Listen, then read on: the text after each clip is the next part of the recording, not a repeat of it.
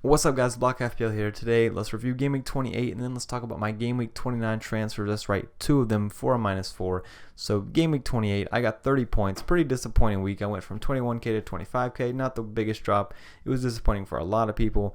So, let me just go over every player and talk about maybe my future plans with them and players from the similar teams. And obviously, I've already gotten rid of two of these players. So, hopefully, they don't come back and bite me. So, McCarthy. A lot of people are speculating that he may lose a spot, just pure speculation, just because he didn't do well and Angus Gunn has played previously this season.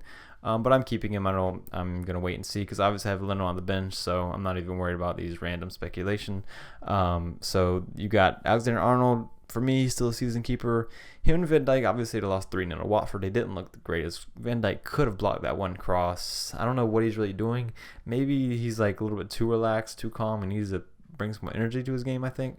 But Van Dijk is somebody, because if we look at their fixtures, so let's say they win in the FA Cup, that means they will blank Game Week 31, which means I will definitely free hit Game Week 31, which I may do anyway. So with that taken into account, the next two games are Bournemouth, Everton, and a free hit. So the good matchup in 31 doesn't really mean anything. But the point is, after that they play Man City away. So Game Week 30, Everton away, 32, Man City away. Yeah, they have three good fixtures after that. I probably won't get rid of him, but by then, who knows if they have the title won? Who knows the whole situation, how they're playing? If they keep playing like they did against Watford, it's definitely not worth having them because they cost a lot of money. So maybe you can get away with two Liverpool players in the future. It's just something to look forward to. But again, not before this week. They play Bournemouth at home. You got to keep your three Liverpool players if you have three. If they don't hold my highest score last week, my highest score this week. Just looks good so far. Crystal Palace have been defending sort of well. Brighton should have scored in that game, though. They really should have. Mape had a volley that hit right at the keeper that he struck really well. Unlucky, but I think I'm going to keep him for the next 2 weeks. I don't think he's a buy, though, because the fixtures after that aren't the best. 31, they play Liverpool away. If you're free hitting, then it doesn't matter. 32 is good. Burnley at home, but after that, it's pretty poor. Leicester away, Chelsea home. Aston Villa away is good, but then Manchester United, Wolves, and Tottenham. So Van Aanholt's probably a transfer out for me in the future just because of the fixtures, and that will allow me to go down to like a cheaper, maybe like a Southampton defender or a Burnley defender, and I can spend that money up and maybe get a midfielder like Fernandez. So yeah, if you're not on the Van Aanholt train already, it's probably too late to jump on, but I will ride out his points as long as I can. But maybe if you're playing on a wild card, you could get him in, and then wild card after, if you're playing a wild card one of those weeks before his fixtures get bad. So Willy Bali and Saiss lost a clean sheet. Saiss looks better than Bali in terms of getting chances. Obviously, he's cheaper as well, so there's that. If you got to get one of them, I'd get Saiss. Perez looked like Leicester's most likely player to score if we don't really think about the Iheanacho disallowed goal. Got in good positions. I like him more than Barnes because I just think he's a better finisher of the ball. But didn't quite work out without Vardy there. Norwich away, maybe I underrated them going into the game. Martial, not the best. Doesn't really get the quantity of chances anymore. A lot of times, I feel like he doesn't really look like a striker. In terms of like the way he plays, not the positions he's in. He gets in like good positions, and obviously he stays as a number 9. But I don't know. I don't think he's the best to have going forward. I do want Fernandez over him in the future. But I think once his fixtures turn again, which they do, which game week do this fixtures turn? They turn 31 to play Sheffield United at home. And Sheffield United at home, a lot of people are saying they sort of look on the beach, which means they've pretty much given up. Like, hey, we've achieved our good season already, and we don't really have anything to play for. So maybe after Man City and Tottenham, Martial will start doing well again. But I still think Fernandez will probably do better. Salah's an interesting one. Salah, Firmino, Amani didn't really look that good. Liverpool total only created like an expected goals of like 0.25. And again, I'm not the biggest fan of expected goals, but numbers that low means something significant. I mean, if you watched the game, you saw how their creativity wasn't there. They didn't really get any chances. So again, maybe this is a player you can downgrade in the future if you really want to save money. If people like Fernandez are doing well, maybe Fernandez and Martial are doing well. Maybe Liverpool players out in the distant future is the way to go. But for now, obviously, Bournemouth at home, Salah is a big captaincy option. Noble did what I expected of him. He blanked. West Ham did well. Noble just didn't happen to get a penalty. So Ings was hurt apparently. Nobody really knew this. No news leaked early, nothing like that. But Ings, will he play next week? I don't know. This is something I need to decide because potentially if he does play, I might bench boost. because I will have some good players on the bench. But Ings, my whole evaluation of him is just to wait and see based on if he's going to start next week. If he does start, you got to give him one more week, I think, especially if you have value tied up in him. But after that, they play Norwich away, Arsenal home, Watford away, Man City home, Everton away, Manchester United home. Manchester United away.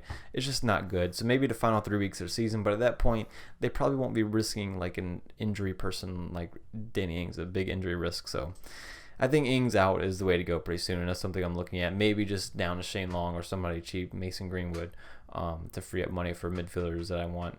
But also Dominic Calvert-Lewin is obviously an option, just how good of a form he's in. How good of a form is what I just said. Yes, that's perfect grammar. I am aware. But I think that Ings to the cheap option is what I would do right now because of the money in midfield. And there's some good midfield options like the one I brought in that I'll talk about later. Jimenez, I think he'll keep taking over the points in terms of goals. Jota's obviously looked better. Jota's another goal and an assist. Jota looks great, but the fixtures, I can't get rid of Jimenez, and obviously he's still on penalties. So I think hopefully he will start to outscore Jota. Brighton at home, West Ham away, Bournemouth at home. Really good fixtures. After that, Aston Villa away. They're just great for the rest of the season. I'll probably end up keeping my Wolves triple up for a while, if not the rest of the season. So that's the team at the moment. Vardy, obviously, he didn't play. So there's late news, actually, that Vardy was injured. So that's how I knew to get in Perez, because I'm like, oh, Vardy and Martial won't play. I was like, I don't know about Martial, so let me just go ahead and make a transfer. So I got Perez in for Grealish, and Perez was close. I was sort of disappointed that he didn't do anything, but yes, that is why I made the late move for Perez. Hopefully you heard the news that Vardy wasn't going to play, and you were able to do that as well. If you didn't hear the news, I would advise you to follow FPL Rockstar on Twitter, because a lot of times he has news before the deadline, before the FPL deadline, and then you know who's going to play and who's not going to play. And he is reliable for that. So please go give him a follow if you don't get such news, because it helps me a lot. So let's look at this next game week, and let's look at my transfers. So I got rid of Willy Bali, and the reason I did that is because I want Doherty, not because I think Bali is bad, but I do think he's worse than Saiss, just because he's a little bit more expensive and he hasn't been doing quite as well. So Doherty, yes, he cost 6.1. His price is going to go up to 6.2 tonight, but he basically looks like a midfielder in terms of the way he creates chances and gets goals. If you watch the games, you know how threatening he is. It's really terrible to watch the games as a non-owner, knowing that a lot of people have gotten him in recently, and I don't want a 6.1 million player to be the one that kills me and hurts my rank. And in general, I think he's going to score a lot of points, so that's the main reason I got him, obviously.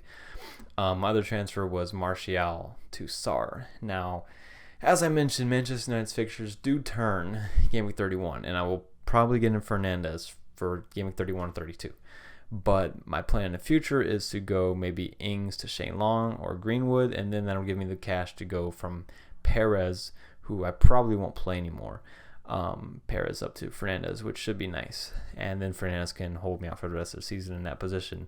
So those are like the plans for the future at the moment. But the reason I got in Sarr, so he's played 1,100 minutes, and he's gotten 5 goals and 4 assists. He's averaging about a goal every 100 minutes or so, and obviously, early on, he sort of didn't really get into form when he started his first couple games early in the season, so those don't even really count for me. But ever since he's gotten that goal and that assist against, who was it? He got a goal and assist against Manchester United game week 18. Ever since that, he's been really good, pretty much getting a goal or an assist every game week on average.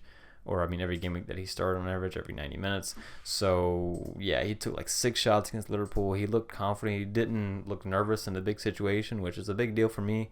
Watford, they're not in the FA Cup anymore. They only have Premier League to play. They should have confidence. Obviously, they beat Liverpool, but they're also out of the relegation zone now. Slightly, they're tied on points, so they, again, so they had the competitiveness, they had the confidence. He showed the confidence. De La Feu's injury may help him a little bit in terms of just playing further forward. A lot of times his positioning, he was sort of up there by Dini, almost like a second striker, even though he really plays right wing. I just like everything about him. The fixtures could be better, but they play Crystal Palace. Now, obviously, I have Van Aanholt. And I think Van Aanholt plays better when Crystal Palace have nothing to play for. He gets forward more, and he seems more free with the way he creates chances. Obviously, maybe you've heard of this, but Van Aanholt has this stat where he always scores against teams that have already been relegated. And I think that just sort of demonstrates what I'm talking about. Anyway, that's what led me to getting him in, and he's done well for me so far. But I do think that Watford could score in this Crystal Palace game. Obviously, they can't score in any game. Crystal Palace at home is a tough matchup, sort of, but just how good Sarr is, and again, he's only 6.2, so this is another budget player that I don't want to be considering getting and then not get him, and then he's only 6.2. I don't want to miss out on his points. I'm okay if somebody like Fernandez, I mean, yeah, he costs a little more, but obviously like the Agueros and Aubameyangs and the Pepes that I don't have, they cost more. If they burn me because I don't have them and they hurt my rank, I'm more okay with that. But I don't want these cheap players to burn me. But I do think that here's the main reason I got him. Obviously, I think he's going to score a lot of points. That's why you get players. He's got high upside. He showed that against Liverpool. And he's also showed consistency. And now Watford have stuff to play for, and they looked comfortable in that role. And they have showed a good streak of form in the past, and hopefully they can do that again. So the fixtures actually aren't that bad. So Crystal Palace away, Leicester home. Leicester aren't looking that great. Maybe they'll have Ndidi back and playing well by then. Then Burnley, Southampton, Chelsea, Norwich, Newcastle, West Ham. So these are all playable matchups, I think, for somebody that's playing really well high forward. In general, I just think he'd look well. His stats are really good, and I got him in. There's not too many amazing midfield options besides Fernandez that I want at the moment, but I think that Sarr is a good one. So I've gotten him in. I like the way he played in general. I think that it was attacking minded, and again with the Deulofeu injury, who knows what happens with that and if that affects him at all. He's shown that he can play well with or without him, but maybe it's a good thing for him, and I think that he can sort of ride out this confidence. So those are my transfers. I guess Sarr is like differential in terms that only 1% of people own him. But after that last game week, I can't ignore the fact that he has consistently returned points for a while now. And he's got decent matchup, Crystal Palace and Leicester and then Burnley. And I think that he can return those. And for 6.1, I'm going to take the chance. So in general, that's the team. And those are my plans for the future. I think that there's still a chance that there is a Manchester City versus Arsenal double game week this week. In that case, I'll obviously be playing Leno over McCarthy. And then maybe I would have made a different transfer, but I don't think so because I'm not too interested in any Man City players. Even with a double game week, I still think the only one I really want is De Bruyne, unless I like free hit this game week, which I'm not going to, because as you can see, my team looks pretty well. But the one thing I wanted to mention, and this is like a pretty big decision for me, I think last season I actually used it pretty well, my bench boost. So Ings, Newcastle at home. I got to get news on him. I got to decide if he's going to start. Perez, Aston Villa at home. I got to just hope he starts, I guess, because there is some rotation risk there. Obviously, didn't score last week. Leno and McCarthy both have good matchups. Noble's sort of the one that brings my bench down at the moment. He's always got a chance to score because he's on penalties, which is the only reason I have him on my bench for this final run, because he will have to play in the blanks and whatnot when I bench boost. So maybe I bench boost this week, and I'll have to look forward and see if the fixtures are better in double game weeks for my people that won't have double game weeks that will be on my bench, obviously, because I'll be playing my people with the double. I have to see if the fixtures are going to be better then, or if I think they're going to be better than what they are now.